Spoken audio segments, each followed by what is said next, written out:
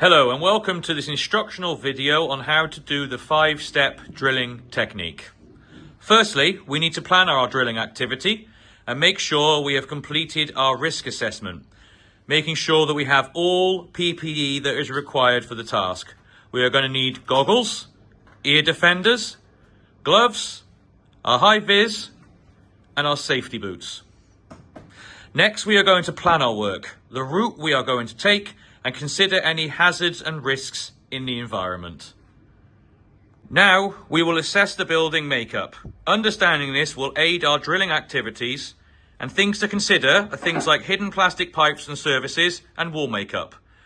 In this instance, we have a normal cavity type wall, and what we can do is, using a window, measure the width of the wall, take off 45 mil, and then mark the distance onto our drill bit. This will aid us in our drilling activities to know when we are getting close to the external part of the wall. Now we will look for any existing services that are clearly visible, i.e. power sockets, radiator feeds, copper pipes, gas pipes, or anything else that could impede our drilling activity.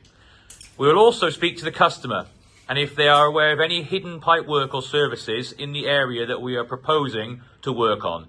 It is also worth asking the end user if they are aware of the location of stopcock and fuse boards, just as an in-case measure.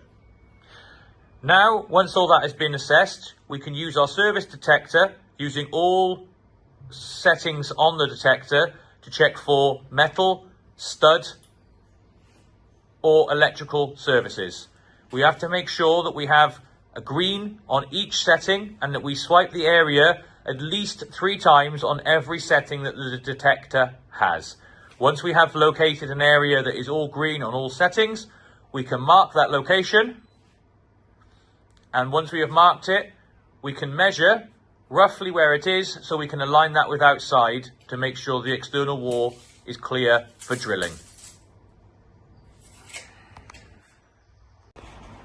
After we have measured the rough place that we're going to drill from the inside, using our window as a reference point, we can see where we would roughly exit the building to make sure there is nothing that will be caught by our drilling activity. We can then set up a safe work zone ready to commence drilling.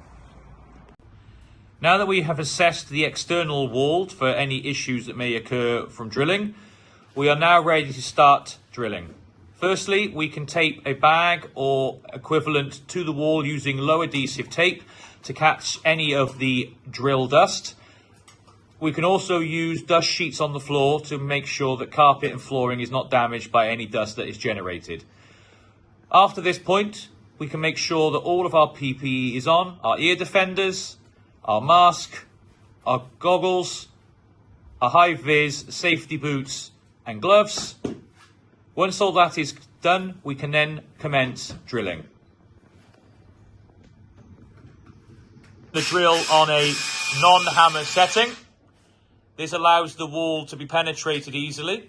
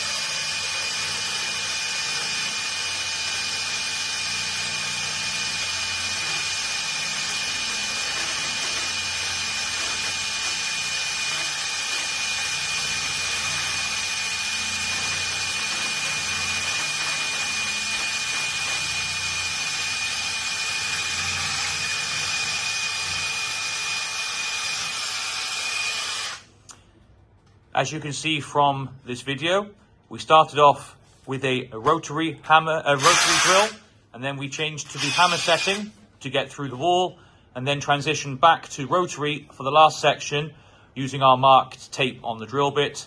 This allows us to have a clean drill hole on the opposite side. After we have finished the drilling activity, we can come to the outside of the premises, check our hole, make sure there's no external surface damage, and then we are ready to finish our cabling activity. And after we have done that, we can silicone the hole on the outside. Thanks for watching.